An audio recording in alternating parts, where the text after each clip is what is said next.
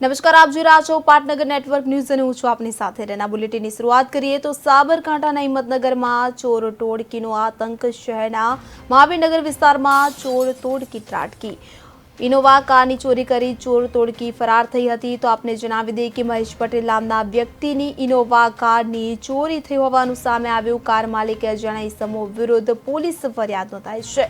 આપને જણાવી દઈએ કે સાબરકાંઠાના હિંમતનગરમાં ચોર ટોળકી સક્રિય થઈ છે। શહેરના મહાવીરનગર વિસ્તારમાં ચોર ટોળકી ત્રાટકી હતી અને ઘરમાં સામે પાર્ક કરેલ ઇનોવા કારની ચોરી કરીને ફરાર થઈ ગયા હતા। હિંમતનગરના મહેશ પટેલ નામના વ્યક્તિની ઇનોવા કારની ચોરી થઈ કે જેથી કાર માલિકે હિંમતનગર એ ડિવિઝન પોલીસ સ્ટેશનમાં અજાણ્યા ઇસમો વિરુદ્ધ પોલીસ ફરિયાદ નોંધાવી હતી। પોલીસ ફરિયાદ નોંધાતા પોલીસે ટેકનિકલ સોર્સિસનો ઉપયોગ કરી ચોર ટોળકીને ઝડપી પાડવા ચક્રો ગતિમાન કર્યા છે।